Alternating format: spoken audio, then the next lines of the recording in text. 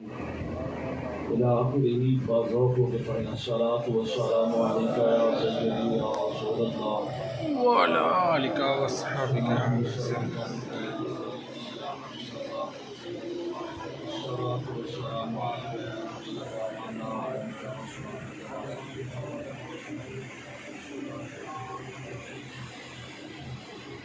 وزبدائے آل رسول ابن رسول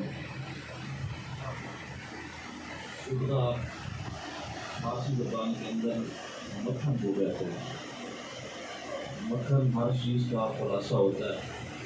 سیدی و مرشدی پیر سید نصیر الدین شاہ گولڑوی رحمہ اللہ آپ فرماتے ہیں کہ وہ زبدۂ آل رسول ابن رسول علی کے لاڈلے زہرا کے پھول ابن رسول. وہ زبدۂ آل رسول ابن رسول علی کے لاڈلے زہرا کے پھول ابن رسول. ذرا آپ پردوش رسالت پہ کھیلنا چاہیں، اگر آپ پردوش رسالت پہ کھیلنا چاہیں تو دے نبی بھی سجدے کو طول اے ابن رسول. تو دے نبی بھی سجدے کو طول اے ابن رسول. اور آپ فرماتے ہیں تیرا وجود آیت من آیت اللہ ہے، تیرا وجود آیت من آیت اللہ، اور ہے کربلا تیری شان نزول اے ابن رسول. علی کے لاڈلے زہرا کے پھول اے ابن رسول. تیرے خلوص عمل سے ابھی شکیل صاحب نے بڑا کمال کا شعر تھا جس میں یہ خلاصہ کی سید نظیم الدین شاہ صاحب نے بھی بیان فرمایا ان تین فروشوں کے بارے میں. فرمایا تیرے خلوص عمل سے نہ سبق سیکھ سکے، تیرے خلوص عمل سے نہ سبق سیکھ سکے یہ دین فروش یہ اجرت وصول. یہ دین فروش یہ اجرت وصول ابن رسول. علی کے لاڈلے زہرا کے پھول ابن رسول. خالق کائنات رب الحمد ذل ولا جزال کی بارگاہ میں دعا ہے کہ اللہ تعالی ہمارے اسی محفل پاک کو اپنی بارگاہ میں منظور و مقبول فرمائے. میرے دائیں جائیں بیٹھے ہوئے سید زادے اور دیگر دوست احباب معزز سامعین و حضرات حسن صدارت محفل پاک کی آپ حضرات کے موسم اور ہمارے ایک اور مشفق اور محسن ساتھی شہزاد شفیق صاحب ہمارے حیوز آپ کی محفل ہر عام موقع پر آپ ایک مخصوص محفل پاک کا انتخاب کرتے ہیں. اللہ تعالیٰ سے دعا ہے کہ اللہ تعالیٰ آپ کی اس کاوشوں کو اپنی بارگاہ میں قبول فرمائے. محفل پاک اس طرح کی بھی ہو، مجمع کو نہیں دیکھا جاتا، لوگوں کو نہیں دیکھا جاتا، دیکھا جاتا ہے کہ محفل کس چیز کی ہے. اور محفل سجائی گئی ہے اہم دن کے اندر، اور وہ خاص دن جو عاشوراء کا خاص دن ہے جس کو ہم لوگ خصوصاً اہل سنت شہدائے کربلا کے ذکر سے محسوب کرتے ہیں. شہدائے کربلا کے ماتم سے نہیں، شہدائے کربلا کے ذکر سے ہم محسوب کرتے ہیں. قرآن پاک کی ایک آیت مقدسہ آپ حضرات کے سامنے تلاوت کی اور بڑی معروف اور مشہور آیت، بلکہ آج کل ہر فرقہ اس آیت مبارکہ کو پڑھتا ہے اور اپنی جماعت کو خاص بنانے کی کوشش کرتا ہے اور لوگوں کو بھی یہی درس دیتے ہیں، اور خاص کر روشن خیال کا وہ بھی اسی آیت کا سہارا لے کے مذہب کو نشانہ بناتا ہے. اب سنتے ہیں کہ اس آیت میں اللہ نے کیا حکم فرمایا اور اس آیت سے کیا مراد ہے. قرآن کہتا ہے وَاعْتَصِمُوا بِحَبْلِ اللَّهِ، اللہ کی رسی کو مضبوطی سے تھامو، اللہ کی رسی کو مضبوطی سے تھامو، وَلَا تَفَرَّقُوا، اور تفرقہ میں نہ پڑو. قرآن پاک کی اس آیت مقدسہ کے اندر اللہ رب العزت نے جس رسی کا ذکر فرمایا ہے، اب ہمیں اس رسی کی تعین کرنا ہے کہ وہ کون سی رسی ہے جس کو ہم تھامے تھے مضبوط رہیں اور کامیاب ہو جائیں. جس رسی کو ہم تھامے رکھیں اور ہم نکل جائیں وہ کون سی رسی ہے. تفسیر علامہ علوسی کی سید محمود علوسی رحمہ اللہ نے روح المعانی کے اندر اسی آیت کی تفسیر فرمائی اور امام شوکانی نے تفسیر فتح القدیر کے اندر صاحب کشاف علامہ زمخشری نے بھی اس کو لیا اور تفسیر پورے منصور میں امام جلال الدین سیوطی رحمۃ اللہ علیہ نے بھی اسی روایت کو لیا۔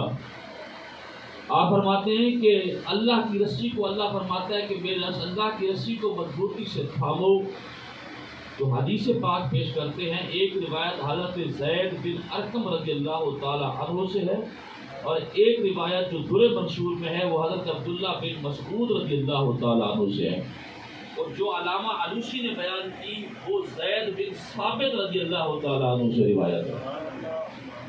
تین مختلف راوی ہیں اور ہر ایک کی اپنی اپنی روایت ہے، لیکن اسی روایت کے مطابق صحابہ نے عرض کیا یا رسول اللہ یہ رسی کیا ہے؟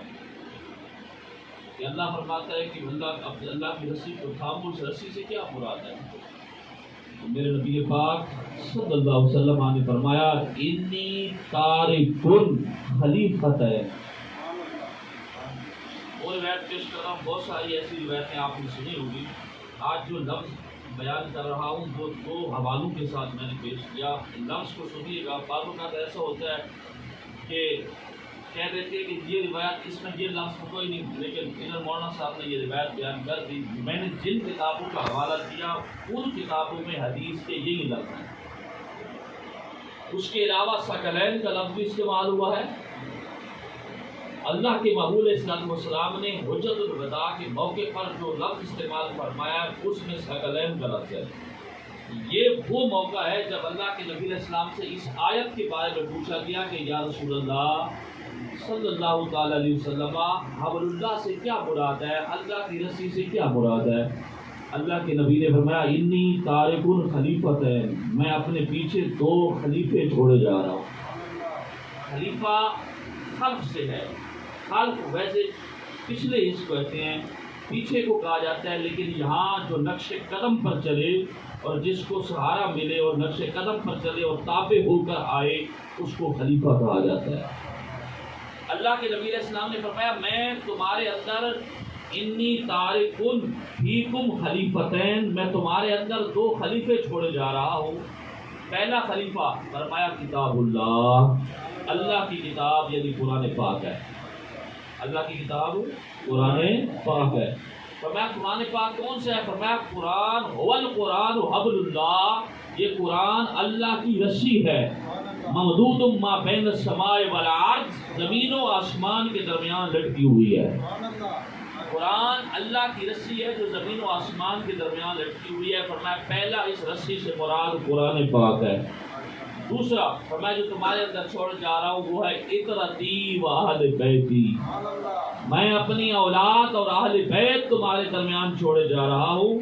اب قرآن اور میری اہل بیت کا آپس میں یہ رشتہ اور نسبت ہے کہ حتیٰ لا یفترقا حتیٰ یاردا علی الحوض، یہ کبھی بھی جدا نہیں ہوں گے یہاں تک کہ قیامت والے دن حوض کوثر پہ اکٹھے ہو کے آئیں گے۔ نعرہ تکبیر، نعرہ رسالت، نعرہ حیدری، حضرت و شان مصطفی، ماشاءاللہ، علماء اہل سنت۔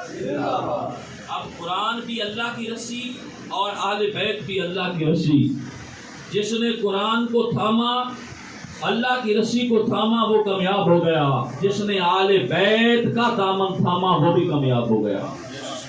ان دونوں رسیوں میں سے اگر کسی نے صرف ایک رسی کو تھاما وہ کامیاب نہیں ہوگا، کیونکہ اگر فقط ایک رسی کو تھامنا کامیابی ہوتا تو میرے نبی علیہ السلام فرماتے کہ صرف کتاب اللہ میں جو حبل اللہ آیا ہے اس سے صرف اللہ کی کتاب مراد ہے، اور قرآن ہی کو تھامو، آل بیت کا دامن نہ تھامنا ایسا ممکن نہیں۔ اسی لیے تو دو ایسے فرقے، ایک نے قرآن کو لے لیا اور ایک نے آل بیت کو لے لیا، ایک نے قرآن کو چھوڑ دیا اور ایک نے آل بیت کو چھوڑ دیا، دونوں گئے گزرے ہو گئے، اور خوش قسمت ہیں اہل سنت جنہوں نے دونوں کو تھامے رکھا ہے، قرآن کو بھی ہے اور آل بیت کو بھی ہے، کیونکہ قرآن اور اہل بیت کا تعلق اور نسبت ایسی ہے کہ میرے نبی علیہ السلام نے فرمایا کبھی بھی لا یفترقا، کبھی یہ دونوں جدا نہیں ہوں گے، نہ قرآن آل بیت سے جدا ہوگا تو نہ آل بیت قرآن سے جدا ہوگا۔ قرآن کو سمجھنا ہو تو آل بیت کو سمجھنا پڑے گا، اور آل بیت کو سمجھنا ہو تو قرآن سمجھنا پڑے گا۔ کیسے؟ اس کی تفسیر حدیث پاک بخاری شریف کے اندر ہے۔ میرے نبی علیہ الصلوۃ والسلام کے بارے میں سیدہ عائشہ صدیقہ رضی اللہ تعالی عنہا سے پوچھا گیا کہ عائشہ قرآن میں کیا ہے، یا قرآن کیا ہے؟ فرمایا میرے نبی علیہ السلام کی زندگی دیکھ لو، نبی کا چلنا دیکھ لو، نبی کا بیٹھنا دیکھ لو، سننا، سونا، بات کرنا، گفتگو کرنا، معاملات کرنا۔ فرمایا میرے نبی علیہ السلام کو دیکھ لو، قرآن سمجھ آ جائے گا۔ کسی نے پوچھا نبی علیہ السلام کی زندگی کیسی ہے؟ فرمایا قرآن پڑھ لو، نبی کی زندگی سمجھ آ جائے گی۔ کیا خوبصورت سمجھایا آپ نے۔ یہ نہیں فرمایا کہ قرآن سمجھا، قرآن پہ میرے نبی علیہ السلام نے عمل کیا، ایسا نہیں ہے۔ ہم ایک تعلیمی ادارے میں بیٹھتے ہیں اور ہر تعلیمی ادارے کے اندر سب سے پہلے نصاب مرتب ہوتا ہے، پھر اس کے بعد پریکٹیکل کرایا جاتا ہے۔ لیکن میرے نبی پاک صلی اللہ علیہ وسلم آپ کو 40 سال پریکٹیکل کرایا گیا۔ نبی علیہ السلام نے 40 سال زندگی گزاری، 40 سال کے بعد قرآن نازل کر کے کہا گیا پہلے نبی کو پریکٹیکل کرایا گیا، اب نصاب آ گیا ہے، دونوں میں فرق کر کے دکھا دو۔ نہ قرآن نبی کی زندگی اگر سمجھ لیا تو قرآن پڑھنا پڑے گا، اور اگر قرآن کو سمجھنا ہے تو نبی کی زندگی دیکھنا پڑے گی۔ یہ تھا دونوں کے درمیان کے اندر تطابق۔ اور جب اللہ کے نبی بظاہری طور پر دنیا سے رخصت ہوئے، آپ کا وصال ہوا، پھر کسی نے حضرت عائشہ صدیقہ سے پوچھا یا سیدہ یہ بتائیں کہ نبی علیہ السلام کی زندگی کیسے تھی؟ آپ نے فرمایا قرآن پڑھ کے دیکھ لے۔ اس نے کہا کہ قرآن میں کیا ہے؟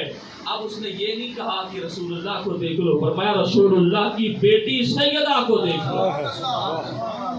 نعرہ تکبیر، نعرہ رسالت، نعرہ حیدری، تو شان مصطفی۔ اب یہ نہیں کہا گیا کہ رسول اللہ کو دیکھ لو، کیونکہ دیکھنے والا کہ رسول اللہ کی بظاہری زندگی میں تو تھا نہیں۔ اب وہ سوال کر رہا ہے کہ قرآن میں کیا ہے۔ سیدہ عائشہ صدیقہ رضی اللہ تعالیٰ عنہ نے فرمایا میرے نبی کی بیٹی کو دیکھ لو۔ میرے نبی کا بیٹی کا جو کردار ہے، جو سیرت طیبہ ہے، وہ بیان نہیں ایسے ہے جو میرے نبی علیہ السلام کی ہے۔ بعض اوقات امہات المومنین کہتی تھی جب سیدہ ہمارے گھر میں آتی تھی تو یہ فرق نہیں نظر آتا تھا اللہ کے نبی آئے ہیں یا رسول اللہ کی بیٹی آئی ہے۔ چلنے میں، بیٹھنے میں، سننے میں، سونے میں، گفتگو کرنے میں، تکلم میں، معاملات میں میرے نبی علیہ السلام کے مشابہ رسول اللہ کی بیٹی تھی۔ یہ کس طرح اشارہ تھا؟ یہ اشارہ تھا کہ اس خاندان کا قرآن سے ایسا گہرا تعلق ہے کہ قرآن کو جب بھی ضرورت ہوئی اپنی حفاظت کرانی تھی، آل بیت سامنے آ گئے۔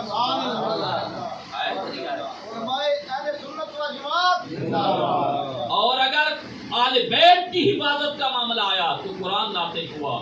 پڑھو قرآن پاک کے اندر جہاں بھی ذکر آیا، خصوصاً اس آیت کے اندر قُلْ لَا أَسْأَلُكُمْ عَلَيْهِ أَجْرًا إِلَّا الْمَوَدَّةَ فِي الْقُرْبَى۔ فرمایا ساری تبلیغ کرنے کے بعد اللہ کے نبی فرماتے ہیں کچھ بھی تم سے نہیں مانگتا سوائے اس کے کہ میری اہل بیت سے محبت کرو، کیونکہ جانتے تھے میرے نبی علیہ السلام کو قرآن نے کیوں حکم دیا، اللہ تعالیٰ نے کیوں حکم دیا۔ فرمایا اس لیے اے محبوب اگر ان کا یہ دعویٰ ہے کہ ہم اسلام پہ کاربند رہیں گے اور اسلام پہ قائم رہیں گے اور اسلام کی حفاظت کریں گے تو ان کو چاہیے کہ میری آل کا دامن پکڑے رکھے، میرے آل کا دامن، اور جس نے میری آل کا دامن پکڑے رکھا وہ گمراہ نہیں ہوگا۔ ہمارے سامنے آج فرقہ واضح ہو گیا، ادھر ادھر سوچنے کی بعض اوقات کیونکہ اتنا ایسا ججائے کا میڈیا عام ہو گیا، ایسی چیزیں عام ہو گئی ہیں اور ایسی روایات لے کر آ جاتے ہیں لوگ حیرانے بھی ہم کس طرف جائیں، کیا کہیں، کیسے سمجھیں، کون سا فرقہ اچھا ہے اور سچا ہے۔ ہم نے کہا جس میں قرآن بھی ہو تو آل بیت بھی ہو وہی فرقہ اچھا ہے، وہی فرقہ سچا ہے جس کو میرے نبی علیہ السلام نے فرمایا۔ اب سنیں حبل اللہ سے کیا مراد ہے۔ امام جعفر صادق رضی اللہ تعالیٰ عنہ سے پوچھا گیا، السوائی کے محتا ابن حجر نے لکھا، آپ سے پوچھا گیا کہ واقعصموا بحبل اللہ سے کیا مراد ہے، یا حضرت اللہ کی رسی سے کیا مراد ہے؟ فرمایا ہم لوگ اللہ کی رسی ہیں۔ کیا فرمایا؟ ہم لوگ اللہ کی رسی ہیں، اہل بیت یعنی ہم لوگ اللہ کی رسی ہیں، آؤ ہمارا دامن پکڑ لو بچ جاؤ گے۔ یہ لفظ حبل اللہ استعمال ہوا ہے، اہل علم حضرات جانتے ہیں یہ استعارہ تمثیلیہ ہے۔ استعارہ ٹھیک ہے، جس نے استعارہ یہ مجاز بصر کے معنی میں اور استعارہ تمثیلیہ پیش کیا اللہ تبارک و تعالیٰ نے، ورنہ رسی سے یہ مراد نہیں کہ ظاہری طور پر کوئی رسی نظر آ رہی ہو، کسی طور پہ استعارات بیان کیے جاتے ہیں اور استعارہ عربی زبان کے اندر مستعار لہو کو کہا جاتا ہے جس کو مانگا گیا ہو کسی اور لفظ کے لیے. کیوں مانگا گیا یہ صاحب کشاف نے بیان کر دیا، اور تفسیر مظہری کے اندر قاضی ثناء اللہ پانی پتی نے بیان کر دیا. کہنے لگے اسی لیے کہ آگے سے عوام کو سمجھانا مقصود تھا کہ لوگ سمجھانے والے اگلی قوم ایسی تھی کہ وہ کیسے سمجھ پاتی. لفظ خدا نے لفظ بھی ایسا استعمال کیا فرمایا جیسے تم کسی نہر کو، امام فخر الدین رازی نے تفسیر کبیر میں ذکر کر دیا، فرمایا جب تم نہر کو پار کرتے ہو پانی کا ادھر سے ادھر گزر ہوتا ہے تمہارا. آج بھی کسی نہر کے اندر ایک رسی لگی جاتی ہے جس کا ایک سہارا اس کونے پہ ہوتا ہے، ایک اس پہ ہوتا ہے، جس نے اس کنارے پہ جانا ہوتا ہے اسی کو دامن کو پکڑ کے جاتا ہے. امام فخر الدین رازی فرماتے ہیں خدا نے سمجھا دیا یہ کنارہ دنیا کا ہے اور یہ کنارہ آخرت کا ہے. اگر کامیابی کے کنارے تک پہنچنا ہے تو خدا کی رسی کو تھام کے نکلو گے. یعنی قرآن اور اہل بیت کے دامن کو پار تو نکلے گے، یہیں آ کے نکلے گا. اور آج کے سب اس کا خلاصہ اس محفل پاک کا کہ ہم ذکر حسین لے کے بیٹھے ہیں، ایک بہت بڑا سوال ہے جو خصوصی طور پر ایسا گھومتا ہے. لوگوں کا سوال ہے اسلام اگر بچانے حضرت سید الشہداء امام حسین کربلا میں گئے تو پھر صحابہ کیوں نہیں گئے؟ اسلام دو صورتیں ہیں، یا تو امام حسین اسلام بچانے نہیں گئے کیونکہ اگر اسلام بچانے جاتے تو پھر صحابہ ضرور جاتے. دوسرا یہ بات کہ اگر اسلام بچانے گئے ہیں تو پھر صحابہ پہ سوال ہے کہ صحابہ کیوں نہیں گئے. وہ سب ابھی آپ بات ہے اور یہی اکثر ذہنوں میں گھومتی ہے کہ اہل بیت ہی کیوں گئے. ہم نے کہا اس لیے کہ اہل بیت ہیں اللہ کی رسی. کیسی کی رسی ہے؟ اللہ کی رسی. یاد رکھیں یہی تو ایک چیز ہے کہ یاد جس کو ابھی بھی شکیل صاحب نے بڑا پیارا شعر سنایا، اللہ تعالیٰ ان کے علم میں برکت کرے. آپ لوگوں نے کلام سنا بزبان شعر، کلام شعر بزبان شعر، اور سن کے آپ لوگوں کو تلذذ حاصل ہوا گا. اور آپ نے فرمایا کہ جس کے رتبے اور مقام کو ابھی بھی بلند ہوتا جا رہا ہے اور لوگ کیا ہے حیران ہے.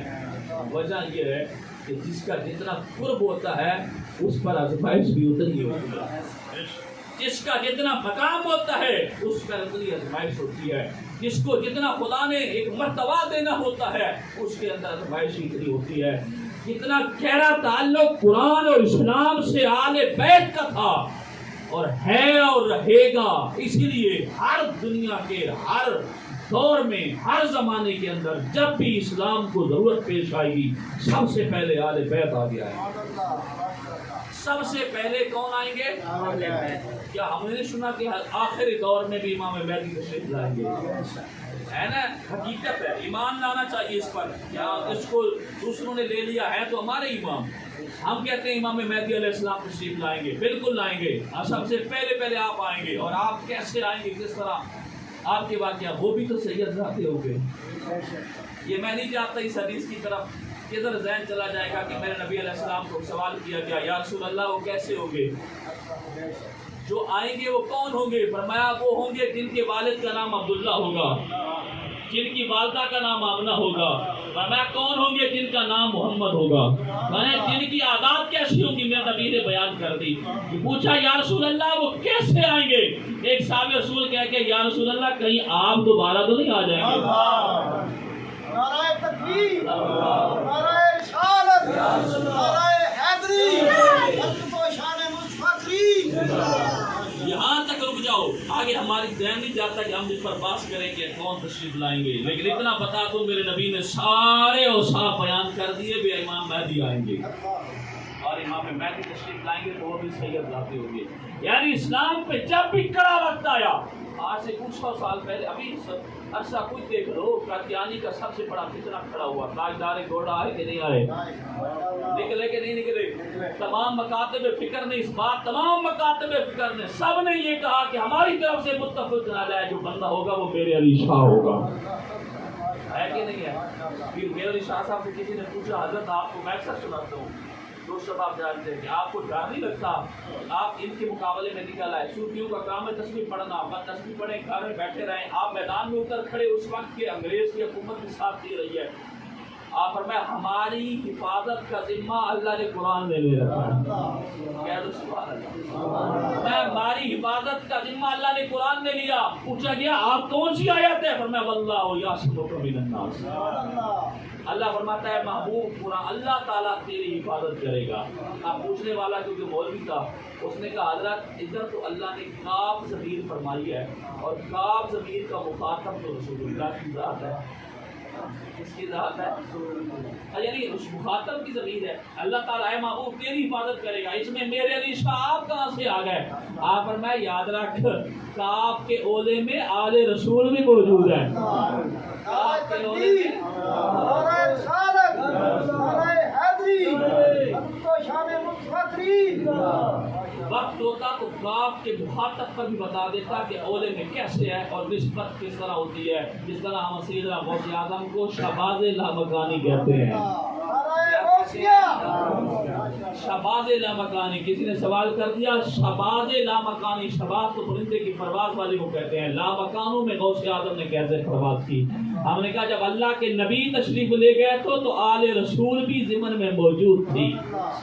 کیوں نہیں؟ کیونکہ اولاد تو ہے ہی ہے. جب اللہ کے نبی تشریف لے گیا تو اولاد پاک بھی ساتھ گئی. اس لیے ہم کہہ رہے ہیں جب بھی اسلام کو کڑا وقت آیا اور ضرورت پیش آئی سب سے پہلے اہل بیت آگے آئے. اور کربلا میں بھی ایسا ہوا. اللہ تعالیٰ نے کربلا میں حضرت امام حسین کو ایسا مقام عطا فرمایا، ایسا مرتبہ عطا فرمایا. سب سے عام مرتبہ وہ مرتبہ جو سب کے ہاں سب کے متفقون علیہ ہے وہ ہے شہادت. کیا ہے؟